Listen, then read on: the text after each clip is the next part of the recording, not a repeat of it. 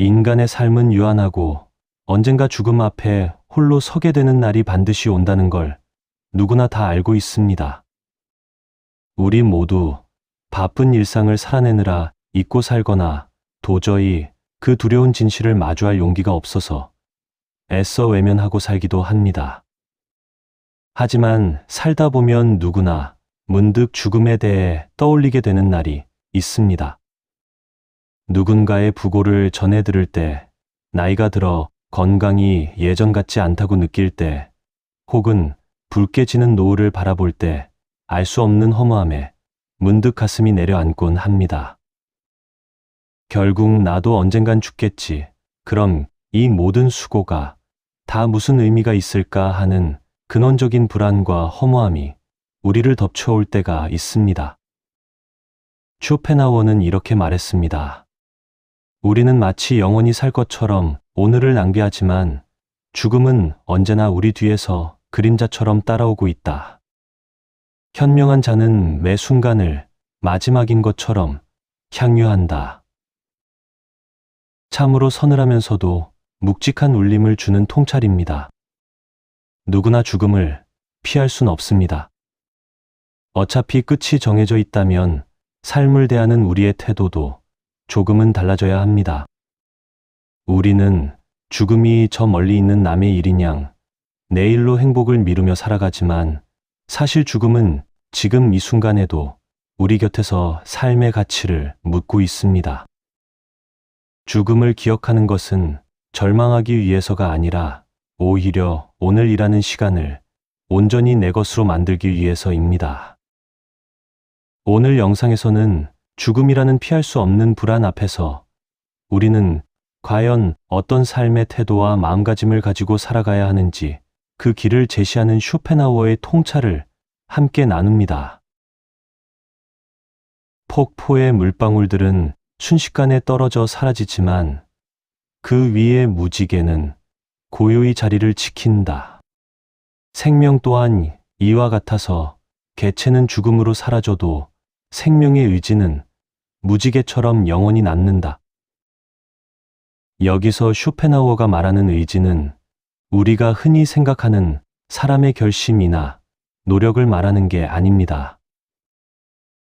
그것은 나라는 개인을 넘어 온 세계를 등 떠밀어 움직이게 하는 보다 근원적인 힘을 뜻합니다. 폭포의 물방울은 찰나의 순간에 떨어져 사라지지만 그 위로 뜬 무지개는 흔들림 없이 그 자리를 지킵니다. 우리 개체는 죽음으로 사라질지라도 세계를 움직이는 이 근원적인 힘은 그 무지개처럼 영원히 지속된다는 뜻입니다. 우리는 죽음을 마치 사고처럼 혹은 예기치 못한 파국처럼 여깁니다. 그래서 죽음을 특별한 사건으로 생각하고 유난히 두려워할 뿐입니다. 하지만 자연을 보십시오. 피고 지는 것은 예외가 아니라 질서입니다. 낙엽이 떨어지고 계절이 바뀌고 해가 뜨고 지는 것처럼 산 또한 그 흐름 안에 있습니다. 죽음은 특별한 사건이 아니라 거스를 수 없는 자연의 질서입니다. 쇼펜하우어는 죽음을 비극으로 보지 않았습니다. 그는 개체는 사라지지만 세계를 움직이는 근원적 의지는 계속된다고 말합니다. 거세게 떨어지는 폭포를 상상해 보십시오. 수많은 물방울이 허공을 가르며 아래로 떨어집니다. 어떤 물방울은 찰나에 튀어오르고 어떤 물방울은 바닥에 닿아 곧장 사라집니다. 우리 개개인의 삶은 이 떨어지는 물방울과 같습니다. 하지만 그 폭포 위를 보십시오.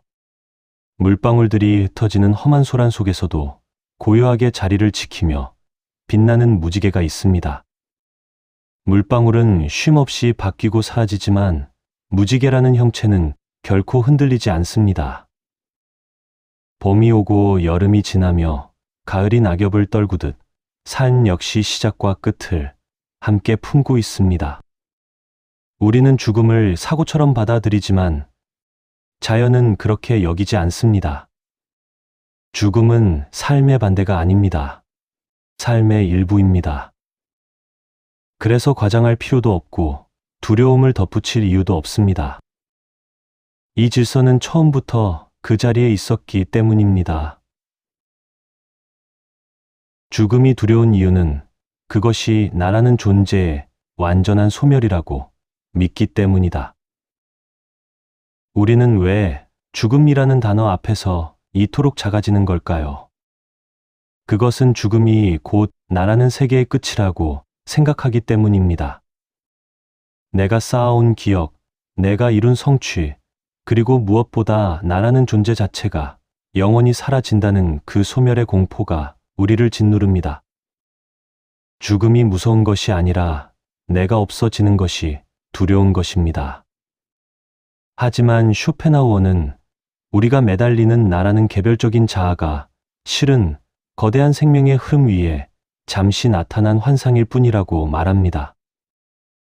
폭포의 물방울 하나하나가 떨어져 사라진다고 해서 폭포 자체가 사라지는 것은 아니듯이 우리도 마찬가지입니다.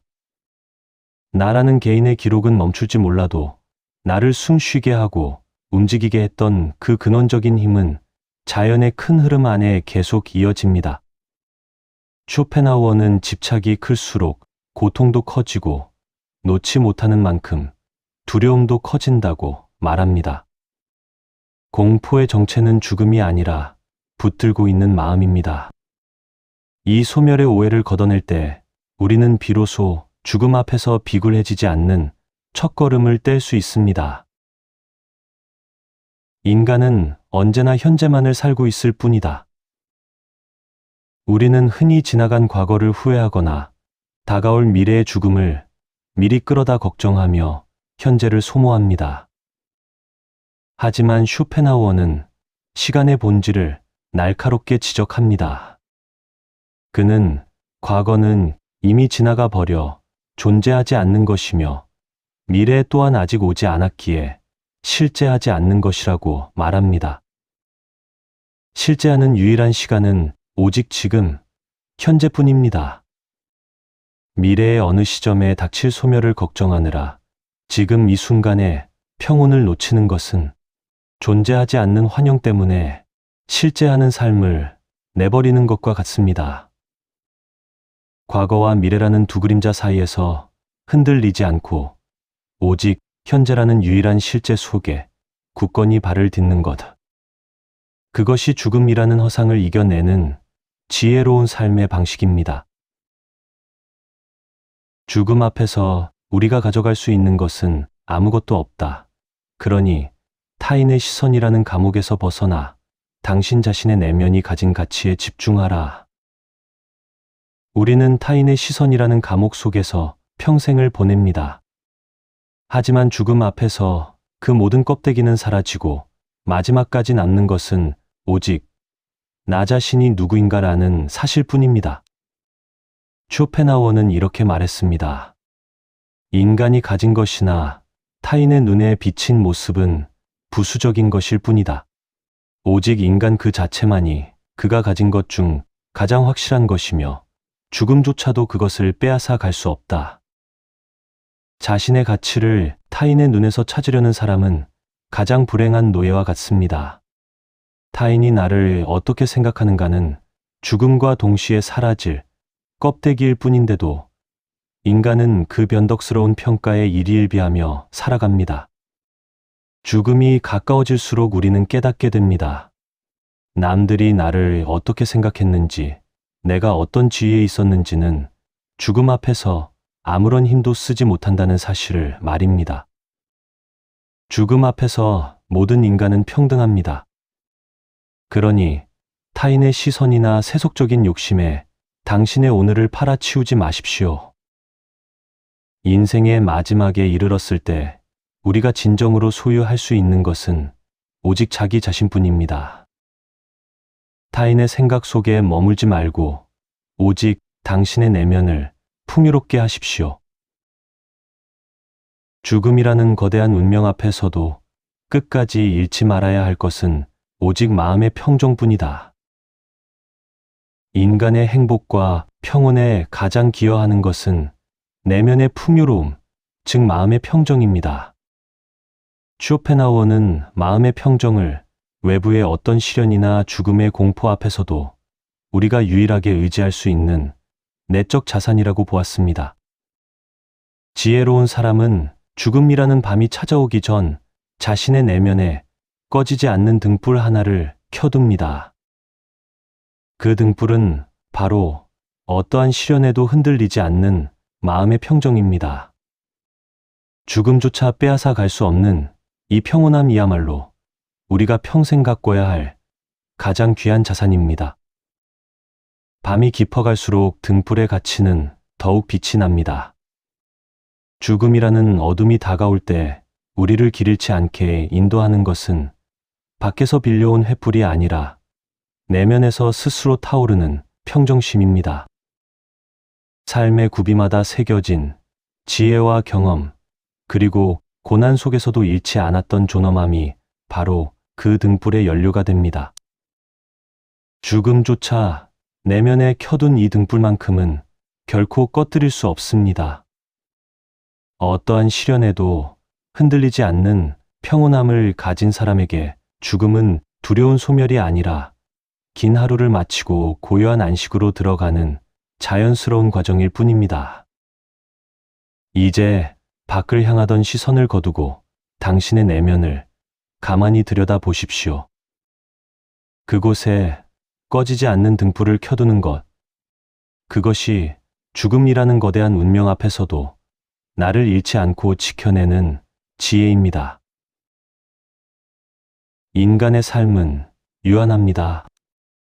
그 사실을 분명히 인식하는 순간 삶을 대하는 태도는 달라질 수밖에 없습니다. 삶이 유한하다는 것을 인식하지 못할 때 우리는 오늘 할 일을 쉽게 미루고 사소한 일에 감정을 소모하며 굳이 하지 않아도 될 말까지 쏟아냅니다. 그러나 남은 시간이 한정되어 있다는 사실을 받아들이면 선택의 기준이 생깁니다. 오늘 꼭 해야 할 일과 굳이 붙들지 않아도 될 일을 구분하게 되고 관계에서도 이기려는 말보다 지켜야 할 태도를 먼저 생각하게 됩니다. 감정 역시 마찬가지입니다. 마음에 담아둘 분노인지 내려놓아도 될 집착인지 스스로 묻게 됩니다. 끝이 있다는 사실은 우리를 위축시키기보다 무엇을 선택하고 무엇을 내려놓을지 가려내는 기준이 됩니다. 죽음을 인정하는 태도는 남은 시간을 더 소중하게 쓰기 위한 선택입니다. 거창한 결심이 필요한 것은 아닙니다. 미루고 있던 고맙다는 말, 사랑한다는 말은 더 늦기 전에 전하고 굳이 하지 않아도 될 날선 말은 한 번 더 삼키는 것. 붙들고 있던 걱정 하나를 내려놓고 이기려는 관계 대신 지키는 관계를 선택하는 것. 이것이 유한한 삶을 인정하는 사람이 오늘을 살아가는 가장 지혜로운 방식입니다. 쇼펜하우어는 우리의 인생을 한 편의 연극이라고 했습니다. 비록 그 결말이 비극으로 정해져 있다고 해서 우리가 그 무대 위의 시간을 즐기지 못할 이유는 전혀 없습니다. 죽음을 자연의 질서로 받아들이고 공포의 정체가 집착이라는 사실을 이해했다면 이제 남는 것은 태도입니다. 오직 당신의 내면에 집중하며 외부의 어떤 시련에도 흔들리지 않는 마음의 평정을 유지하십시오. 나에게 주어진 현재에 감사하고 지혜로운 내면 안에 평온이라는 등불을 켜두면 그 등불이 당신의 무대를 마지막까지 환하게 비춰줄 것입니다. 당신의 무대는 당신이 평온할 때 비로소 진정으로 빛날 수 있습니다. 오늘의 지혜가 당신이 걷는 모든 길에 작지만 단단한 이정표가 되기를 바랍니다. 당신의 평온한 삶을 진심으로 응원합니다. 오늘은 여기까지입니다. 함께 해주셔서 감사합니다.